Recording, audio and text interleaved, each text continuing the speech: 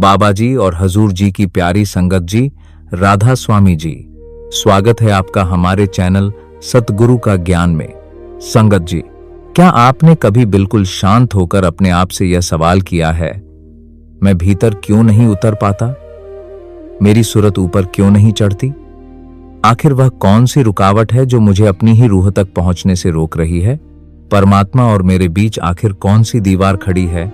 बाहर की दुनिया में हम बहुत तेजी से भागते हैं, हर जिम्मेदारी निभाते हैं, हर काम पूरा करते हैं, लेकिन जैसे ही आंखें बंद करके भीतर की ओर कदम बढ़ाना चाहते हैं, मन शोर मचाने लगता है, विचारों की भीड़ लग जाती है।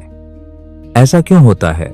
जब रूह हमारी अपनी है, रास्ता भी भीतर ही है, तो फिर कौन सी शक्ति, कौन सी परत, कौन सा पर्दा हमें अपने ही असली स्वरूप से दूर रखे हुए है? क्या यह सिर्फ मन का खेल है या कोई ऐसी गहरी रुकावट है जिसे हम पहचान ही नहीं पा रहे? आज हम इसी रहस्य के पर्दे को थोड़ा सा हटाने का प्रयास करेंगे, लेकिन उससे पहले आपको खुद से ईमानदारी से पूछना होगा, क्या आप सच में भीतर जाने के लिए तैयार हैं? अगर आपका उत्तर हाँ है, तो इस संदेश को अंत तक अवश्य सुनिए। शायद आज आपको यह समझ में आ जाए कि आपकी रूह भीतर क्यों सिमटकर आगे नहीं बढ़ पा रही, जबकि सद्गुरु भीतर आपका इंतजार कर रहे हैं। इन रुकावटों को पहचान लेने के बाद आप निश्चित ही परमात्मा की भक्ति में एक नया कदम आगे बढ़ा पाएंगे।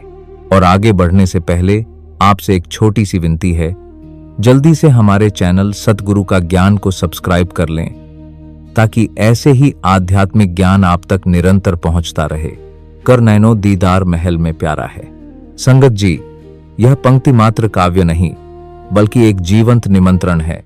कर नैनो दीदार का अर्थ बाहरी आंखों से देखना नहीं, बल्कि अंतर्दृष्टि को जागृत करना है। और महल कोई साधारण देह नहीं, बल्कि यह दिव्य रचना है, वही शरीर जिसमें संतों ने कहा कि स्वयं परमात्मा का वास है। अब जरा ठहर कर सोचिए, यदि महल हमारे पास ही है, तो हम दर दर क्यों भटक रहे हैं? यदि प्यारा भीतर ही विराजमान है, तो बाहर इतनी भाग दौड़ क्यों? यहीं से हमारी पिछली बात जुड़ती है। हमने पूछा था, कौन सी परत, कौन सा पर्दा हमें अपने ही स्वरूप से दूर रखे हुए है? शायद वही पर्दा है जो हमें महल की पहचान ही नहीं होने देता। हम सुनते तो हैं कि परमात्मा भीतर है, लेकिन क्या कभी सच में भीतर झांकने का साहस किया? संगत जी, संतों ने इस मानव देह को यूं ही देह मंदिर, महल, काया कुटीर नहीं कहा। महल इसलिए क्योंकि यह कोई साधारण संरचना नहीं है, यह चेतना का केंद्र है, जीवित मंदिर है। वह सूक्ष्म स्थान है जहां रूह निवास करती है। यही वह देह है जिसमें मन, बुद्धि, चित्त, अहंकार और अनगिनत सूक्ष्म शक्तियां कार्य करती हैं। रूह का वास्तविक ठिकाना कोई दूर आकाश में नहीं, बल्कि इसी शरीर में है। मानव जन्म को दुर्लभ इसलिए कहा गया है क्योंकि इसी देह में आत्मबोध संभव है। पशु देह में नहीं, देवताओं की देह में भी नहीं। यह अवसर केवल मनुष्य शरीर में मिलता है। लेकिन हुआ क्या? युगों से मनुष्य बाहर खोजता रहा, कभी जंगलों में, कभी पर्वतों पर, कभी तीर्थों और पवित्र स्थलों में। उसे लगा कि शायद परमात्मा कहीं दूर बैठा है, पर संतों ने दिशा ही बदल दी। उन्होंने कहा, बाहर नहीं, भीतर देखो। यही वह मोड़ है जहां हमारी आध्यात्मिक यात्रा सच में शुरू होती है। जब तक हम इस शरीर को केवल मांस और हड्डियों का ढांचा समझते रहेंगे, तब तक महल का भेद नहीं खुलता। लेकिन जिस दिन यह समझ आ जाए कि यही देह चेतना का द्वार है, यही अंतर यात्रा का प्रारंभ बिंदु है, उसी दिन से भटकाव कम होने लगता है। संगत जी, महल बाहर नहीं बनाना है, उसे पहचानना है। और पहचान की शुरुआत इसी समझ से होती है कि शरीर केवल साधन नहीं, बल्कि साधना का केंद्र है। संगत जी, तीर्थों पर पवित्र जल है, मंदिरों में पत्थर की मूर्तियां हैं और पवित्र ग्रंथ कागज पर लिखे हुए हैं। इन सब का अपना महत्व है। वे हमें प्रेरणा देते हैं, दिशा दिखाते हैं, मन में श्रद्धा जगाते हैं। लेकिन संतों का संकेत बहुत स्पष्ट है, ये साधन है, साध्य नहीं। ग्रंथों में नाम की महिमा लिखी है, पर नाम स्वयं कागज पर सीमित नहीं रहता। शब्द का वर्णन पुस्तक में है, पर शब्द का अनुभव भीतर होता है। बाहरी पूजा, यात्रा और अनुष्ठान मन को तैयार करते हैं, उसे कोमल बनाते हैं, उसे झुकना सिखाते हैं, पर परमात्मा का मिलन केवल जानकारी से नहीं, अनुभव से होता है। और वह अनुभव कहाँ संभव है? उसी चेतना में, उसी महल में जिसके बारे में संत बार बार संकेत देते आए हैं। संगत जी, बाहर की यात्रा श्रद्धा जगाती है, पर भीतर की यात्रा मिलन कराती है। बाहर के साधन हमें दरवाजे तक लाते हैं, लेकिन द्वार खोलना भीतर ही पड़ता है। जब तक चेतना का रुख अंदर नहीं मुड़ता, तब तक परमात्मा खोज का विषय बना रहता है। और जैसे ही भीतर उतरना शुरू होता है, वही परमात्मा अनुभव का सत्य बन जाता है। संगत जी, महल में प्रवेश का अर्थ शरीर के भीतर किसी भौतिक स्थान पर जाना नहीं, बल्कि चेतना को बाहरी इंद्रियों से हटाकर भीतर केंद्रित करना है। आंखों से ऊपर चढ़ो, इसका संकेत है ध्यान को भौहों के मध्य केंद्रित करना, जहां से सूरत की दिशा बदलती है। प्रत्यक्ष दीदार का अर्थ कल्पना करना नहीं, बल्कि अनुभूति करना है। यह बौद्धिक समझ से आगे का विषय है। केवल बैठ जाना, आंखें बंद कर लेना ही प्रवेश नहीं। मन को समेटना, विचारों को शांत करना और चेतना को ऊपर उठाना वास्तविक प्रवेश है। भीतर जाने से पहले दिल को साफ करना क्यों आवश्यक है? क्योंकि चेतना जिस अवस्था में होगी, अनुभव भी वैसा ही होगा। यदि मन विकारों से भरा है, तो ध्यान में भी वही चित्र और विचार उठेंगे। इसलिए संतों ने पहले आचरण की शुद्धि पर जोर दिया। दिल की सफाई का अर्थ केवल भावुकता नहीं, बल्कि चरित्र की पवित्रता है। सत्य, करुणा और संयम का अभ्यास। जब तक अहंकार रहेगा, तब तक आत्मा को परमात्मा की पहचान नहीं होगी। अहंकार एक कठिन और पुराना रोग है, पर इसकी दवा भी मनुष्य के अंदर ही है। यदि परमात्मा कृपा करे तो वह जीव से गुरु के शब्द की कमाई करवाकर इस रोग से छुटकारा दिला देता है। संगत जी, संत महात्मा हमें बार बार समझाते हैं कि हमारा मूल स्वरूप प्रेम है। इसी प्रेम ने इस संपूर्ण ब्रह्मांड की रचना की, वही इसे संचालित करता है और वही इसे कायम रखता है। यदि यह प्रेम शक्ति एक क्षण के लिए भी हट जाए, तो जीवन का अस्तित्व ही समाप्त हो जाए। हम केवल प्रेम से उत्पन्न नहीं हुए, हम स्वयं उसी प्रेम का प्रकट रूप हैं। उसे परमात्मा कहें, शब्द कहें या वर्ड, वह एक ही शाश्वत, सर्वव्यापी और सच्ची शक्ति है। फिर प्रश्न उठता है, जिस शक्ति के अधीन सब कुछ है, जिसे हमारा जीवन आधार मानता है, उसे हम पहचान क्यों नहीं पाते? जो शक्ति हमारे भीतर प्राणों का संचार करती है, वही हमें अनजानी क्यों लगती है? इसका कारण है मन। मन का कार्य आत्मा की सहायता करना था, परंतु अनगिनत जन्मों से हमने उसे बेलगाम छोड़ दिया। संत समझाते हैं कि जैसे माता पिता बच्चे की हर मांग पूरी कर दें तो वह बिगड़ जाता है, वैसे ही हमने मन को हर इच्छा देकर उसे अत्यधिक शक्तिशाली बना दिया। परिणाम यह हुआ कि मन ने बुद्धि को अपने वश में कर लिया और आत्मा को अपना अनुचर बना लिया। यह मन अत्यंत तेज, चतुर और चालाक है। इससे पहले कि हमें एहसास हो, यह हमें निरंतर विचारों की भीड़ में उलझा देता है। जन्म मरण के अनगिनत चक्रों में भटकते भटकते हमने इस मानसिक यंत्र पर नियंत्रण खो दिया है। आत्मा अपने असली स्वरूप को भूल गई है और मन उसकी चेतना को ढोंककर अपनी मनमानी करता है। मन प्रायः अतीत की स्मृतियों और भविष्य की कल्पनाओं में भटकता रहता है। बार बार बीते समय को दोहराना और आने वाले समय की चिंता करना, यही अहं को जीवित रखता है। इस प्रकार मन ने परमात्मा से अलग अपनी एक झूठी पहचान बना ली है। यह है इसके सामली है अदो। अहंकार कहता है, मैं स्वतंत्र हूं, मैं अपनी मर्जी का मालिक हूं। पर यह केवल मन की रचना है, इसकी कोई वास्तविक सत्ता नहीं। लगातार सोचते रहना ही हौमे को पोषित करता है। हम अपने अतीत के बिना अपनी पहचान की कल्पना नहीं कर पाते। हमने इसी झूठे अहं को अपना मैं मान लिया है।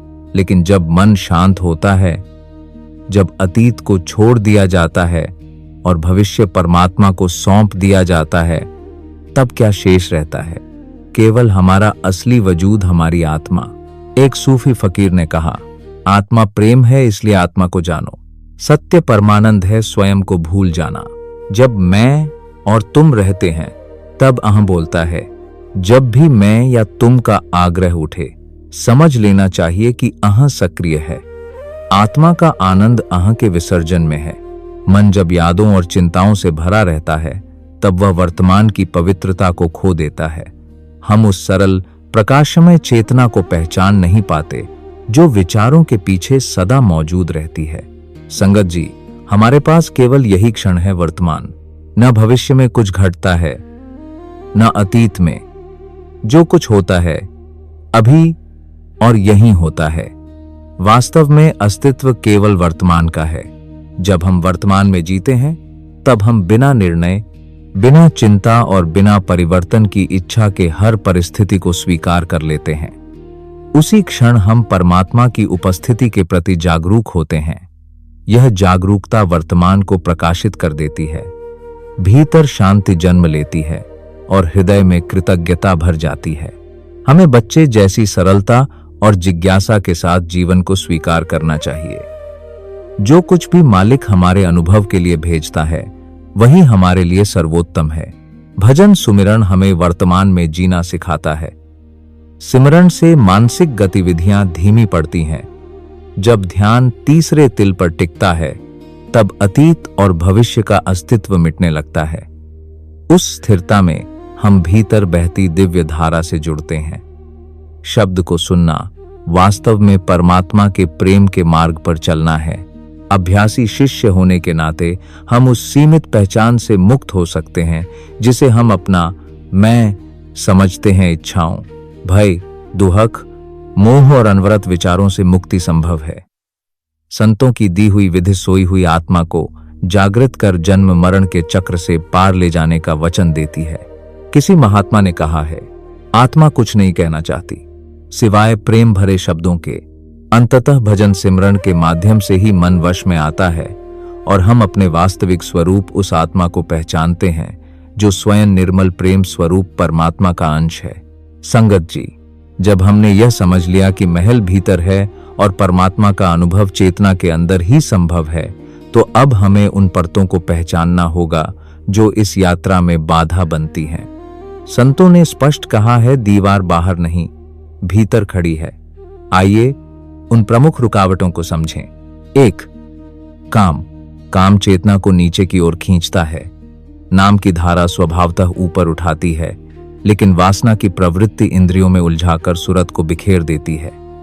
जिस हृदय में कामनाएं प्रबल हैं वहां ध्यान स्थिर नहीं हो पाता। इसलिए संयम, शील और पवित्र दृष्टि आवश्यक है। यह दमन नहीं, दिशा परिवर्तन है। ऊर्जा को नीचे से ऊपर मोड़ने का अभ्यास। 2. क्रोध में चेतना फैल जाती है, जैसे अग्नि चारों ओर फैलती है। ध्यान के लिए चेतना को समेटना पड़ता है। क्रोध हमारी शक्ति को बाहर बिखेर देता है, जबकि साधना उसी शक्ति को केंद्रित करती है। क्षमा इस बिखरी हुई ऊर्जा को संतुलित करती है।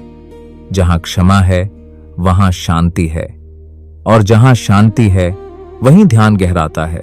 3. अहंकार मैं की दीवार है, वही दीवार जिसके बारे में हमने शुरुआत में प्रश्न किया था। जब तक मैं जानता हूं, मैं श्रेष्ठ हूं, मैं कर रहा हूं की भावना बनी रहती है, तब तक समर्पण नहीं आता, और बिना समर्पण के भीतर प्रवेश संभव नहीं। अहंकार आध्यात्मिक मार्ग की सबसे सूक्ष्म बाधाओं में से एक है। यह हमें मन से बांधे रखता है और आत्मा के सच्चे स्वरूप से अलग करता है। इसलिए संतों ने 3 आधार बताए, सेवा, सुमरिन और सत्संग। सेवा से अहंकार गलता है, सुमरिन से मन निर्मल होता है, सत्संग से जीवन को सही दिशा मिलती है। जो सेवा करता है वह चुपचाप अपने कर्मों की गांठें खोलता है। जो सुमरिन करता है वह भीतर से मजबूत होता है, और जो सत्संग से जुड़ा रहता है वह भीड़ में रहकर भी खोता नहीं। सेवा हाथों को पवित्र बनाती है, सुमरिन आत्मा को जगाता है, और सत्संग सोच को ऊंचाई देता है। सेवा बिना सुमरिन सूखी है, सुमरिन बिना सत्संग डगमग है, और सत्संग बिना सेवा अधूरा है। जब ये तीनों एक साथ जीवन में उतरते हैं तभी चेतना उस महल की ओर लौटना शुरू करती है। तभी इंसान केवल शरीर नहीं रहता, उसके भीतर इंसानियत बोलने लगती है। संगत जी, रुकावटें पहचान ली जाएं तो आधी दूरी तय हो जाती है।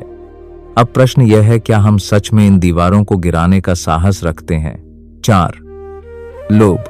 लोभ इच्छाओं की अनंत श्रृंखला है। मन एक इच्छा से दूसरी पर दौड़ता रहता है। संतोष इस दौड़ को रोकता है और मन को स्थिर बनाता है। 5. मोह आसक्ति है वस्तुओं, संबंधों, पहचान से चिपकना। विवेक सिखाता है कि संबंध निभाओ, पर उनमें डूबो मत। संतुलन ही मार्ग है। संगत जी, जब हम रुकावटों को पहचान लेते हैं तो अगला चरण केवल उन्हें दबाना नहीं, बल्कि उनका रूपांतरण करना है। आध्यात्मिक यात्रा केवल त्याग का नाम नहीं है, यह परिवर्तन की प्रक्रिया है। जहां काम था वहां शील लाना है, जहां क्रोध था वहां क्षमा को स्थापित करना है, जहां लोभ था वहां संतोष को जगाना है, जहां मोह था वहां विवेक को प्रकट करना है, और जहां अहंकार था वहां दीनता को स्थान देना है। संगत जी, यही असली साधना है, भीतर की दिशा बदलना। ये गुण चेतना को हल्का कर देते हैं। जैसे नाव से अतिरिक्त बोझ उतार दिया जाए तो वह सहज ही जल पर तैरने लगती है, वैसे ही जब मन के विकार कम होते हैं तो आत्मा स्वाभाविक रूप से ऊपर उठने लगती है। उसे अलग से धक्का नहीं देना पड़ता। काम से चेतना भारी होती है, शील से पवित्र, क्रोध से मन अशांत होता है, क्षमा से स्थिर, लोभ से दृष्टि संकीर्ण होती है, संतोष से विस्तृत, मोह से विवेक ढक जाता है, जागरूकता से साफ हो जाता है, और अहंकार से दूरी बनती है। दीनता से मिलन का द्वार खुलता है। संगत जी, विरोधी शक्तियों का त्याग वास्तव में उनके स्थान पर सहायक शक्तियों का ग्रहण है। यही भीतर की सफाई है, यही महल की सजावट है। जब यह परिवर्तन जीवन में उतरने लगता है, तब आत्मा धीरे धीरे उसी दिशा में बढ़ती है जहां उसका असली घर है। संगत जी, जब हम भीतर की यात्रा को गंभीरता से लेते हैं तो कुछ मूल आधार ऐसे होते हैं जिन्हें अनदेखा नहीं किया जा सकता। संतों ने 3 कठोर त्यागों की बात स्पष्ट रूप से कही है, क्योंकि ये सीधे चेतना की गुणवत्ता को प्रभावित करते हैं। पहला, शराब चेतना को मंद करती है। जिस साधना में सजगता, जागरूकता और सूक्ष्म अनुभव की आवश्यकता है, वहां नशा पर्दा डाल देता है। ध्यान का मार्ग स्पष्टता चाहता है, धुंध नहीं। दूसरा, मांस केवल आहार नहीं, वह हिंसा की प्रवृत्ति से जुड़ा है। जो भोजन भीतर जाता है वह केवल शरीर नहीं, मन और संस्कारों को भी प्रभावित करता है। सूक्ष्म स्तर पर यह करुणा और कोमलता को कमजोर कर सकता है, जबकि आध्यात्मिक पथ दया और संवेदनशीलता पर आधारित है। तीसरा, झूठ मन को अशांत करता है। एक असत्य को छिपाने के लिए कई और असत्य खड़े करने पड़ते हैं। इससे भीतर द्वंद्व पैदा होता है। ध्यान के लिए मन का सीधा और शांत होना आवश्यक है। जहां असत्य है वहां स्थिरता कठिन हो जाती है। संगत जी, इन तीनों का प्रभाव केवल बाहरी नहीं, सूक्ष्म स्तर पर पड़ता है। यदि इनमें से एक भी आदत बनी रहे तो ध्यान में गहराई और स्थिरता पाना कठिन हो जाता है। इसलिए इन्हें साधना का मूल आधार माना गया है। जब जीवन शुद्ध, सरल और सत्य के निकट होता है, तभी चेतना हल्की होकर ऊपर उठने योग्य बनती है। यही अंतिम शर्त है, भीतर जाने से पहले स्वयं को भीतर के योग्य बनाना। संगत जी, भीतर जाना कोई रहस्यमयी तकनीक नहीं, बल्कि जीवन शैली का परिवर्तन है। नाम की साधना और चरित्र की शुद्धि साथ साथ चलती हैं। संगत जी, अगर आपके भीतर मालिक से मिलने की कोई तड़प जागी हो तो कृपया इसे सिर्फ अपने तक सीमित न रखें।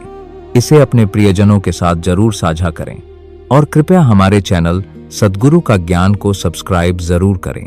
मिलते हैं अगली वीडियो में एक नए आध्यात्मिक रहस्य के साथ। राधा स्वामी जी।